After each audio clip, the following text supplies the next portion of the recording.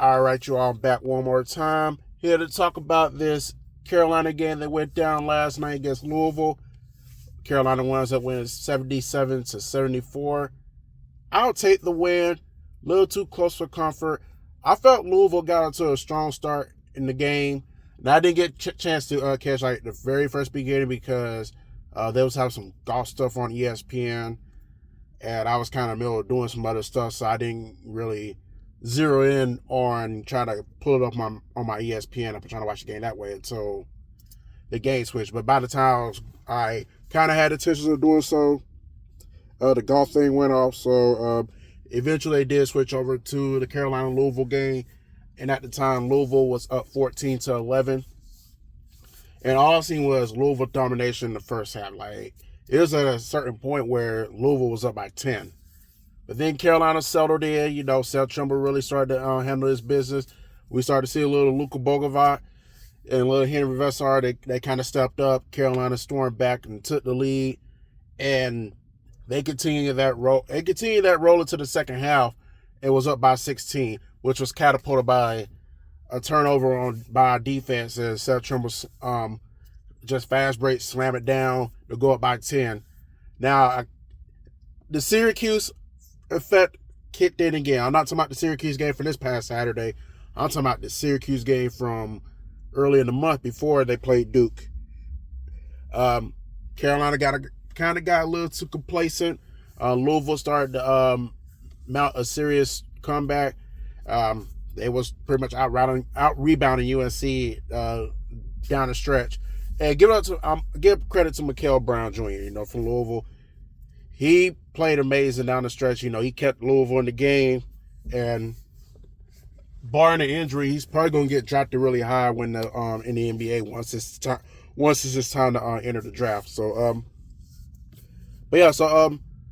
credit to Louisville. It was a hard fought game. Even when they stormed out to a big lead, Carolina knew the game wasn't over with, and then when Carolina got comfortable, Louisville knew it wasn't over with. So, you just kind of got, like, periods of dominance by each team. Like, Louisville dominated in the first half, and then the first part of the first half, and Carolina dominated late in the first half, well into halftime, well into the second half. And then Louisville and Louisville dominated down the stretch. Thankfully, Carolina it was at certain points where Carolina did go on a scoring drought. I think one of them was like a 3-minute scoring drought. So, it was just, definitely some complacency, which needs to be, which can be corrected, but definitely need to go and get that corrected soon. But nonetheless, Carolina goes on the final 2 minutes to go ahead and close the game out. Seth Trimble basically iced the game with his free throws, and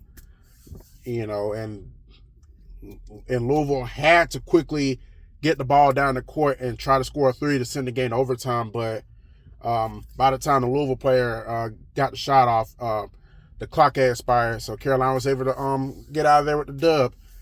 And they continue they're back to winning on the weekday again. So, it's like the first time Carolina won during the week since the Syracuse game about 3 weeks ago. They played Miami during the week and lost. And they played NC State during the week and lost. So it was really refreshing to finally see Carolina win a game during the week.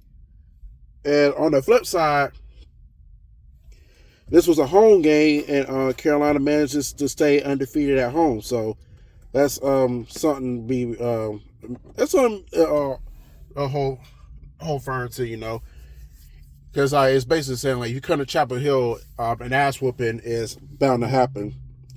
Now, Carolina does have I'm gonna say this first.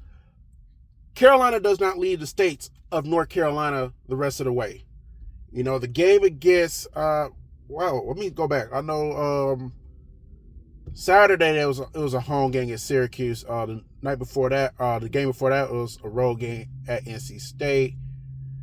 So about 2 weeks ago when they played Miami, that was essentially the last time that Carolina is going to leave the states of North Carolina until the until the March Madness tournament, because the conference tournament is also in the state of North Carolina. So with that being said, Carolina they can get comfortable. They're going to have their crowd behind them. In fact, these next 2 games will be at Chapel Hill on the Saturday against Virginia Tech, which is going to be a night game. And then you got the Clemson game. I think that's a Monday or Tuesday of next week, which will be senior night for the basketball for the seniors, I should say, because that would be their final home game of the season before they travel to Durham next Saturday on March 7th to play Duke. Sorry for stumbling my words, but I'm just trying to get everything out. But nonetheless, I'll take this win. We got to keep winning if they want to try to get the double bye. It's not out of the realms, but the season ended today. The double bye would definitely not be happening. So, but then again, if they wanted the double bye, shouldn't have lost to NC State, shouldn't have lost to Miami, but they did anyway. So got to reap the consequences of your actions for early on in the year. They did let some games get away, but nonetheless, we're not going to focus on the games they got away. We just got to continue to win moving forward and continue to improve the resume. Virginia Tech game is kind of iffy because I don't think Virginia Tech is that good. I've really watched Virginia Tech game. I know they haven't really been shocking the world or anything. But the 2 games after that can and possibly will be critical for resume reasons and ACC reasons. Clemson is really good this year. Do I expect them to make a serious run in the tournament? Probably not. But can they assert themselves as a possible contender this year? Yes, they can. And they're not intimidated by coming to Chapel Hill anymore because I said, like, Clemson was 0 for whatever in Chapel Hill until 2020. Now they got that out of their system. It's like, hey, we can go ahead and get it to win. But with that being said, on the flip side for Carolina, no one is coming into Carolina and getting a dub so far. So Virginia Tech and Clemson will be, they'll have their chance. We're going to see what they. I don't think Virginia Tech has a chance. I'm not even going to try to sugarcoat and make y'all think they got a chance. Now Clemson, on the other hand, they have a chance. They could be that lone team that can come to Chapel Hill and get the dub. They will challenge North Carolina. Especially if Caleb Wilson is still out. I still don't know his timetable as far as like how long he's going to be out. We may get him by the Clemson game, we may get him by the Duke game. I'm not sure yet. But I do believe that Carolina should, if not the ACC tournament, then most definitely by March Madness tournament. Should get him back. We got to work them in, and hopefully we can rebuild this chemistry, especially since we're dealing with injuries on and off. Vessel was out for a minute, so we just he's kind of working his way back. So, but nonetheless, that's a good win. I guess it's a good win. I'll take it. I can't say with straight face it was a good win. It was kind of stressful at times, but nonetheless, we got the win. We're gonna see what happens with Duke tonight. They play Notre Dame, and that's not really a game of significance because Notre Dame is kind of below. It's kind of like at the bottom half of the ACC this year. But it is kind of a significant game because Duke did beat Michigan on Saturday night. The good game, by the way, and they jumped to number 1 in the poll this week. So it'll be a game to look out for just to see how Duke responds after a big game against Michigan. Because Arizona-Houston was also a big game this past weekend as well, and I think Arizona won. Yeah, Arizona won. Yeah, they did beat Houston. And then Houston played last night against Kansas and lost. So it was basically like seeing how Duke and Arizona respond after major wins they got over the weekend, and also how Houston and Michigan respond after heartfelt losses in those big games. Houston already kind of feeling the hangover. They lost again. And then we'll see what happens with Duke tonight. And then we'll see what happens with Arizona and Michigan. I don't know if they play tonight. I haven't really looked at the schedule yet. But I'll be looking forward to these games tonight and see what Arizona does and see what Michigan does and see how they respond after the big games. To just kind of keep an eye on everybody else. As we get closer to the end of the season, you know,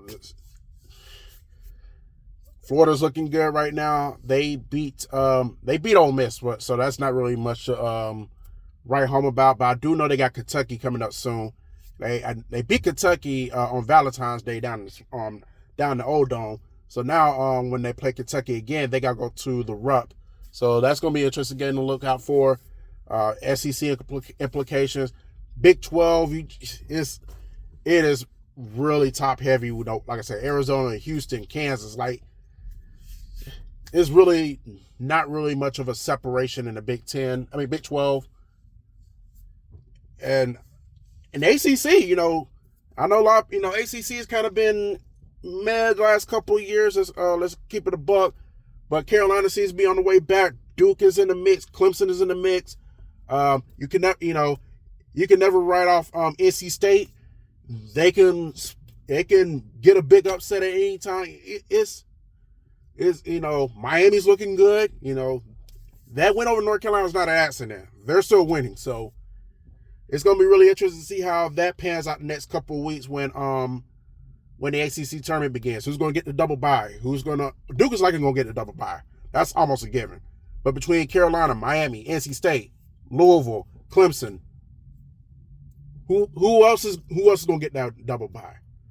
That's why these games are going to be really critical down the stretch. So, but nonetheless, Carolina gets a couple days of rest now. Like I said, Virginia Tech will be in town Saturday night, 8:30. I expect Carolina to go out here and handle their business, continue to stock up wins at this point. So, with that, I'm going to get up out of here. This video's becoming a little too long than it should be. But let's go Tar Heels. Keep winning. And I will get at y'all later. College baseball, I probably will talk about that in a couple of days. We got a big series coming up this weekend. Florida versus Miami, 3-game set. I think the series is in Coral Gables, so that'll be something to look out for. Florida and Miami have both been in the top 25 a lot lately. This definitely, this matchup happens early in the year. This is always going to be a good test for both teams to see where they're going to how they're going to look as the college baseball season rolls on. Softball team still undefeated for the Gators. They just got done taking care of Middle Tennessee State on Sunday. So we'll see what happens with them. The baseball team did sweep Kennesaw State. So had a little bump in the road. First inning was not so good. Top of the night, definitely not so good. But Florida baseball managed to survive that one. So 12-9. So that was, that's good. At least they won. So anyways, let me go ahead and end this video because I got stuff to do. And I got to get ready for this Duke game. So I'll talk to y'all later. Go Tar Heels.